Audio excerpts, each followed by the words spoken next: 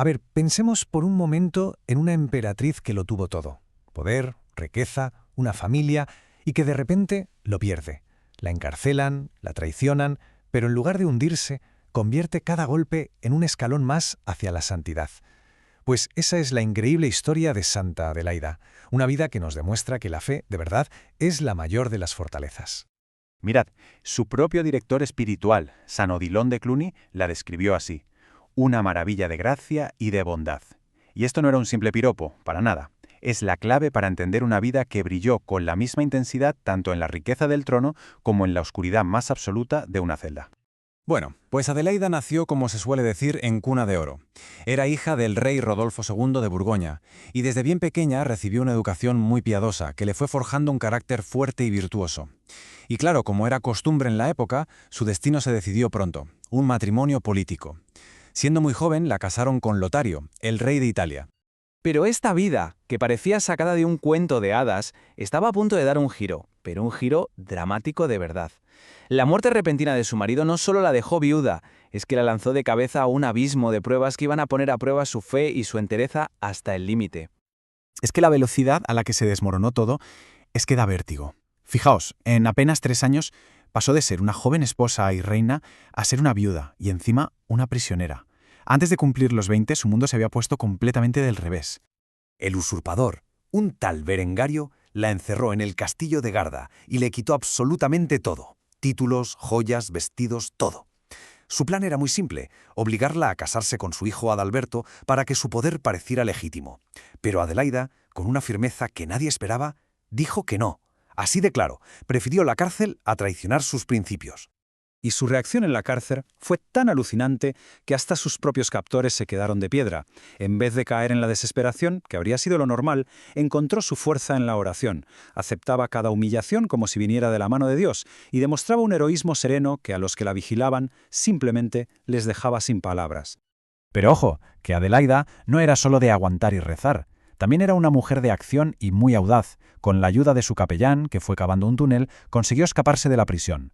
Huyó y se refugió en la fortaleza de Canosa, y ese momento fue un antes y un después. Ya no era una víctima pasiva, era una reina dispuesta a luchar por su destino.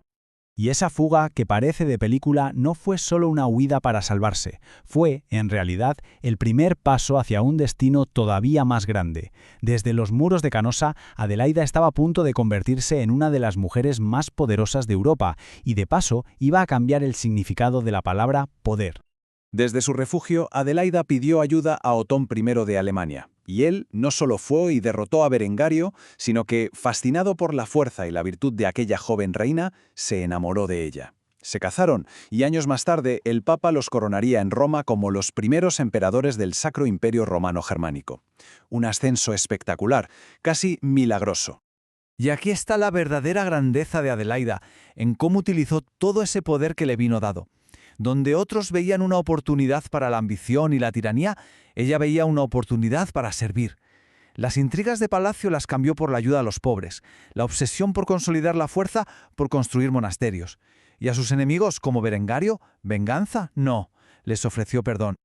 Pero cuando parecía que ya había llegado a lo más alto y que todo iba a ser paz, pues no. Las pruebas para Adelaida no habían terminado. Y la siguiente, quizá la más dolorosa de todas, no vino de un enemigo externo, sino de su propia sangre. Tras la muerte de su querido esposo Otón, su hijo, Otón II, subió al trono. El problema es que la mujer de este, la princesa Teofanía, era muy ambiciosa. Tenía unos celos terribles de la influencia de su suegra, y poco a poco fue envenenando la mente del joven emperador hasta que le convenció para cometer la infamia de expulsar a su propia madre de la corte. En el dolor de ese exilio, traicionada por su propio hijo, Adelaida volvió a refugiarse en la fe. Estas palabras que se le atribuyen nos revelan su secreto. No es que no sintiera el dolor, claro que lo sentía. La clave es que sabía cómo transformar ese dolor en oración, buscando consuelo en Dios en lugar de alimentar el rencor. Pero la historia de Adelaida aún tenía guardado un capítulo final, un último acto de liderazgo. Cuando todo parecía perdido, la providencia iba a llamarla otra vez a gobernar, pero esta vez no por ambición, sino por un deber mucho más alto con el imperio y con su familia. Resulta que su hijo Otón II y su nuera Teofanía murieron jóvenes. y el imperio quedó en manos de un niño, su nieto Otón III. ¿Y a quién llamaron para poner orden? Pues a ella, a Adelaida. Y el pueblo la veía como una madre justa y buena. Su gobierno sanó las divisiones y devolvió la estabilidad al imperio. Su figura, a día de hoy, sigue siendo súper relevante, y la razón es muy clara. Si nos fijamos, cada uno de sus patronazgos nace de una herida que ella misma sufrió en su vida. Fue prisionera, viuda, víctima de intrigas, su experiencia la convierte en una intercesora poderosísima para quienes se enfrentan a todo tipo de dificultades. Llegamos al año 999. Con su nieto ya preparado para gobernar, Adelaida sintió que su misión estaba cumplida. Se retiró al monasterio de Seltz y allí dedicó sus últimos días a la oración. Falleció en paz el 16 de diciembre, justo en el umbral de un nuevo milenio. Pero bueno, más allá de admirar esta biografía, que es fascinante, su vida nos habla directamente, nos interpela. ¿Qué lección podemos sacar nosotros de esta reina, emperatriz y santa para nuestras propias vidas, para lo que nos toca vivir cada día?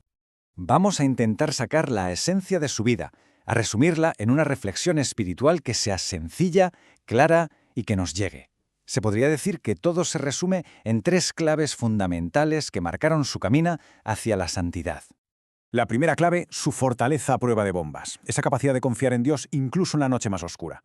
La segunda, entender el poder y los talentos no como algo para engrandecerse, sino como un servicio a los demás. Y la tercera, y quizás la más complicada, el perdón. Responder a la injusticia y a la traición con mansedumbre, rompiendo así la cadena del odio. Esta frase, que es de una oración a Santa Adelaida, resume a la perfección su legado y nos deja una reflexión final muy potente. La santidad no se consigue a pesar de nuestras circunstancias, sino precisamente a través de ellas.